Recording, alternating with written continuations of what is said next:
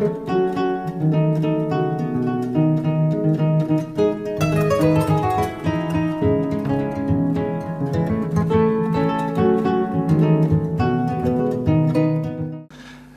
sujet de cette présentation, c'est une Afrique sans visa. Je m'appelle Issam Chleu, je suis malien, mais je suis né en Mauritanie. J'ai grandi en Guinée-Conakry, j'ai vécu au Maroc, j'ai vécu au Bénin, j'ai vécu au Togo, j'ai fait mon lycée au Congo-Brazzaville, j'ai fait mes études à Dakar, au Ghana et aux États-Unis. Et donc, pour moi, je suis autant malien qu'africain. La première fois que j'ai marché au Mali, j'avais 13 ans. Donc j'ai connu le reste de l'Afrique avant de connaître le Mali. Et pour moi, c'est très important qu'on s'identifie en tant qu'Africain. En 1937, Marcus, un panafricaniste de Jamaïque, a dit en fait que les puissances étrangères pourront nous libérer de l'esclavage ou de la colonisation, mais seuls nous, Africains, pourrons nous libérer de l'esclavage et de la colonisation mentale. Et il l'a dit en 1937, et aujourd'hui on est en 2017, vous pouvez faire le calcul. Aujourd'hui, en tant qu'Africains, on est toujours enfermés, on va dire, dans cet esclavage mental qui nous permet de ne pas avancer. Et pour aller un peu plus dans le sujet, l'une des choses qui me... Quand on regarde justement l'émancipation du peuple africain, on regarde différentes approches en termes de politique de développement. Il y a une des approches, il y a plusieurs approches en politique de développement. On parle beaucoup du commerce régional, de l'intégration régionale en Afrique pour permettre au continent africain de se développer. Donc maintenant, l'intégration régionale en Afrique peut arriver de différentes manières. Dans une première partie, il y a l'intégration régionale qui arrive à travers le développement des infrastructures. Donc, comment s'assurer, par exemple, qu'on puisse mettre en place des autoroutes qui nous permettront de conduire de Bamako jusqu'à Dakar, ou de Bamako jusqu'à Brazzaville, et de Bamako jusqu'à Cape Town, et de Bamako jusqu'au Caire, de Bamako jusqu'à Alger, de Bamako jusqu'à Nairobi. Comment construire des infrastructures qui nous permettront, si on le veut aujourd'hui, comme ça se fait en Europe ou en Asie ou aux États-Unis, de juste avoir de l'argent pour faire son plein pendant une durée de quelques semaines et de faire le tour de l'Afrique. C'est ça la vision que actuellement les acteurs du développement ont, comme la Banque africaine de développement, les acteurs bilatéraux internationaux. Mais malheureusement, cette vision des infrastructures va prendre énormément de temps à se matérialiser. Bien entendu, parce que ça coûte énormément d'argent pour pouvoir mettre en place ces infrastructures. Selon les statistiques, il faut plus de 50 milliards de dollars par année pour investir dans les infrastructures. Il y a plus de 50 milliards de dollars par année en financement qui manque à l'Afrique pour les infrastructures chaque année. Donc ça, c'est sans compter tout l'argent qui est mal utilisé par nos gouvernements afin de pouvoir atteindre justement notre indépendance en termes d'infrastructures. Et ceci a une histoire. On a été colonisé, on a été victime d'esclavage. À l'époque de l'esclavage, à l'époque de la colonisation, les routes, quand elles ont été faites pour principalement déplacer, on va dire, des routes ont été faites aux zones de matières premières, donc les mines d'or au port. Donc les mines d'or du Mali, il y a des routes qui nous amènent jusqu'au port des pays voisins, ils exportent. Les mines de diamants et toutes les matières premières, la manière dont nos colonisateurs et nos esclavagistes ont fait, c'était ça leur priorité, des zones de matières premières au port et à l'export. Donc avec cette stratégie qu'ils avaient bien entendu pour s'enrichir, il n'y a aucune opportunité pour nous, Africains, d'échanger entre nous.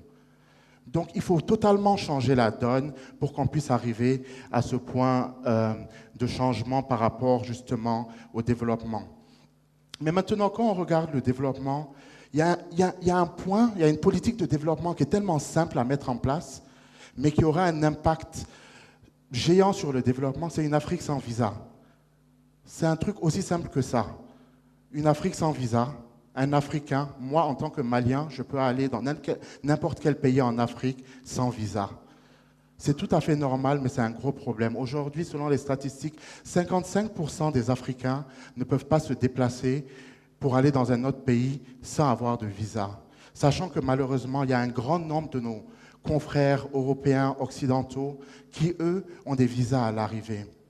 Et en fait, c'est tellement important, c'est une politique tellement simple, qui est d'ailleurs mise en place actuellement, mais on n'arrive pas à la mettre en place à cause justement de cet esclavage mental qui nous persiste actuellement. Donc en fait, les recherches et les statistiques ont montré que, bon, bien entendu, on est la dernière région à se développer. Quand on regarde le cas de l'Asie, les 30 et les 40 dernières années, il y a eu une corrélation positive entre le développement socio-économique et l'intégration et le commerce régional. On a vu que les pays asiatiques, de plus en plus, ils échangeaient entre eux et ils arrêtaient d'échanger avec le reste du monde. De plus en plus, ils se sont développés. Actuellement, le commerce régional en Asie est à plus de 60-70%. Et dans l'Union européenne, le commerce régional aussi et les échanges régionaux sont à 60 et à plus de 70%. Malheureusement, nous, aujourd'hui, au Mali, on est juste en Afrique et au Mali, on est juste à 10 à 14%.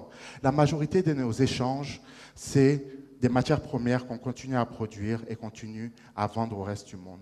Et les statistiques nous montrent que c'est ça. Donc, qu'est-ce qui nous manque à nous, Maliens et Africains, pour pouvoir avoir une vision justement d'une Afrique sans visa, mais aussi une Afrique où on peut échanger et aussi se rencontrer et faire du business ensemble sans avoir justement cet esclavage mental qu'il faut un visa pour aller voir son pays voisin, sachant que justement nos confrères de l'étranger n'ont pas cette problématique. Donc qu'est-ce qui bloque? Qu'est-ce qui bloque? Aujourd'hui, en tant qu'Africains, on a plus de similarités qu'on a de différences. On a plus de similarités qu'on a de différences. Il y a tellement à découvrir avec les pays voisins que pour nous, on est focalisé sur aller en vacances en France, aller en vacances au Canada, étudier au Canada, étudier aux États-Unis, aller en Turquie maintenant ou alors en Chine, au lieu de se pencher et regarder toutes les opportunités qui s'offrent à nous dans les pays voisins, qui a une corrélation directe et positive avec le développement. En 2015, l'Union africaine a mis en place l'agenda 2063. Et l'agenda 2063 a plusieurs, on va dire, idéaux, une Afrique intégrée, une Afrique où les Africains échangent entre eux en toute liberté, et puis justement une Afrique où le développement est en place. Dans l'agenda 2063, il y a justement toute une partie sous l'Afrique sans visa, et ils disent que en 2018, qui est censé être l'année prochaine, tous les Africains pourront aller dans n'importe quel pays en Afrique sans visa. Aujourd'hui, on n'est qu'à 16 pays. Il n'y a que 16 pays en Afrique où nous, Maliens ou nous, Africains, pouvons nous rendre. Récemment, c'est le Kenya qui a ouvert ses frontières aux Africains. Et c'est vraiment une opportunité de féliciter tous ces pays qui arrivent. Malheureusement, le Mali, jusqu'à aujourd'hui, n'a pas ouvert ses frontières au reste des pays africains. En étant dans la CEDEAO, on est ouvert à tous les Ouest-Africains, on va dire, mais le Mali et d'autres pays, plus de à peu près une quarantaine de pays, n'ont pas ouvert les frontières au reste du monde. Donc la question qu'on se pose, c'est qu'est-ce qu'il faut pour qu'on ouvre nos frontières au reste de l'Afrique? Qu'est-ce qu'il faut pour que le Mali ouvre ses frontières au reste de l'Afrique? Qu'est-ce qu'il faut pour que ces autres pays africains ouvrent leurs frontières au reste de l'Afrique? Bien entendu, les sujets et les raisons principales qu'on entend, c'est la migration. Donc, nous, Maliens, on va peut-être, si par exemple d'autres pays comme l'Afrique du Sud ouvrent ses visas, on va aller migrer en Afrique du Sud, il n'y aura plus besoin de visa. Il y a aussi tout ce qui s'agit du terrorisme. On est dans un pays qui sort de crise. Et on est dans une zone aussi sahélienne qui sort de crise. Donc il y a les problèmes de terrorisme qui sont mis de l'avant. Il y a des problèmes aussi de trafic de produits illégaux. Et il y a tout ce qui est lié au terrorisme. Mais selon moi, je pense encore que ces raisons, c'est juste l'esclavage moderne. C'est juste l'esclavage mental. Parce qu'on a plus de similarités qu'on a de différences. Et on a plus de gens avec de bonnes intentions qu'on a de gens avec de mauvaises intentions. Et il ne faut pas qu'on croie qu'en ouvrant nos frontières ou que tous les pays africains ouvrent leurs frontières vont mener justement à un chaos potentiel. Donc ça, c'est l'une des raisons potentielles. Comment on peut se fixer comme objectif, justement, nous, aujourd'hui au Mali, mais les autres pays d'Afrique, en 2018, de parler justement à à nos ministres, à notre gouvernement et leur demander pour 2018 d'ouvrir les frontières au Mali et au reste de l'Afrique. On est content de voir justement des politiques dans la salle. On aimerait que justement le Mali soit ouvert au reste de l'Afrique. On a un pays qui sort de crise, le Nord n'est pas stable, mais tout ça, c'est qu'un esclavage mental. Donc on va passer justement au deuxième point, mais comment imaginer justement cette Afrique sans visa? Comment imaginer cette Afrique sans visa? À quoi elle va ressembler?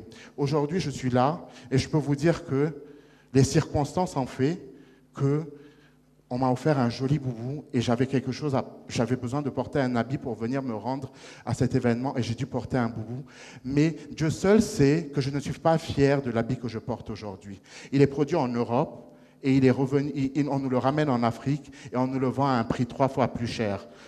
Donc je suis là en train de vous prôner une Afrique sans visa dans un pays producteur de coton, mais on n'arrive pas à développer justement des industries qui vont nous permettre de faire ça. Et c'est très simple en fait, c'est très simple. On parle d'une Afrique sans visa. Le thème d'aujourd'hui, c'est ouvrir l'Afrique. Et le sujet que je dois présenter, c'est juste une seule idée. Mais je voudrais vous introduire aujourd'hui aussi qu'il faut qu'on ferme l'Afrique au reste du monde. Il faut qu'on ferme l'Afrique au reste du monde. Il faut que les Africains n'ont plus accès à d'autres pays que des pays africains. La Chine s'est fermée pendant 400 ans. Du 15e siècle au 19e siècle, les Chinois ont dit on ne va faire plus de business avec plus aucun pays. On fait du business entre nous, Chinois. Si tu as besoin d'habits, tu vas dans la province voisine, tu prends ton habit là-bas. Si tu as besoin de riz, tu vas dans l'État d'à côté, tu prends ton riz là-bas. Si tu as besoin de bois, tu vas au Congo, tu prends ton bois. Parce qu'en tant qu'économie africaine, on est tellement vulnérable à cause des raisons que vous le savez, qu'il n'y a pas d'autres opportunités pour nous de se développer que de fermer l'Afrique au reste du monde. Bien entendu, c'est une vision, bien entendu, c'est une idéologie qui va prendre plusieurs, on va dire, décennies avant d'être mise en place, mais ça doit se mettre de manière, on va dire, elle doit se présenter de manière progressive. Et c'est ça l'instauration des quotas. Aujourd'hui, si on dit au Mali qu'on importera, au lieu d'importer plus de 100% de nos besoins en textile, on importe 80% de nos besoins en textile pour 2018, je vous dis bien que les entrepreneurs vont pouvoir aller sur les zones où on vend du coton pour pouvoir transformer ce coton en habits que nous, on pourra porter aujourd'hui et que moi, je pourrais porter justement pour un prochain événement comme ça, sans me sentir gêné, parce que là, actuellement, je ne représente pas justement ce que je dis. Malheureusement.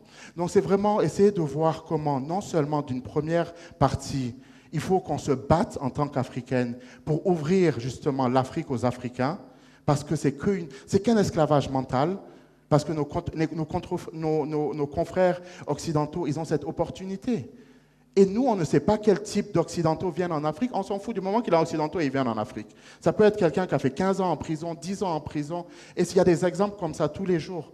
Donc il faut qu'on passe à cette idéologie. Et pour monter dans une idéologie maintenant de fermer l'Afrique aux Africains, il faut qu'on pense maintenant comment nous, ici dans la salle, et nous en Afrique, qu'on décide. Les prochaines vacances, je n'irai pas en France. Les prochaines vacances, j'irai en Tanzanie. Les prochaines vacances, j'irai au Rwanda. Pour les études de mes enfants, au lieu de les envoyer aux États-Unis pour des cours d'anglais, je les enverrai en Afrique du Sud. Je les enverrai à Cape Town, ou je les enverrai au Ghana. Il faut qu'on puisse essayer de penser de plus en plus comment consommer africain, produire africain et d'échanger entre nous. Pour le moment, les infrastructures vont arriver. On est patient. D'ici une cinquantaine d'années, moi, si je suis toujours en vie, je me vois très bien prendre une voiture et être en voiture ou en train jusqu'en Afrique du Sud, jusqu'au Caire, sans visa. Et Inch'Allah, si Dieu le veut, cette vision va se matérialiser.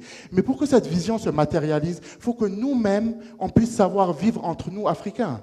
Si on ne sait pas de quoi est fait notre pays voisin, si demain les infrastructures sont là, on aura toujours cette idée du Congolais qui aime juste faire la fête ou qui aime bien s'habiller, mais on ne sait pas justement quelles similarités on a avec le peuple congolais, qui sont des similarités plus grandes et plus nombreuses qu'on a avec le reste du monde. Donc, en résumé, en fait, aujourd'hui, je voudrais nous encourager tout un chacun à penser, à être activiste pour pousser une Afrique sans visa, pour pousser pour 2018 un Mali sans visa pour le reste des Africains et pour inspirer justement le reste des pays sahéliens, mais au reste de l'Afrique à aller. Si justement le Bénin, il y a quelques mois, a décidé d'ouvrir ses frontières, si le Kenya, qui est un pays aussi fier, a ouvert ses frontières à tous les Africains, c'est que nous, on peut le faire. Je vous remercie et j'espère toujours qu'on pourra avoir une autre candidature. Merci.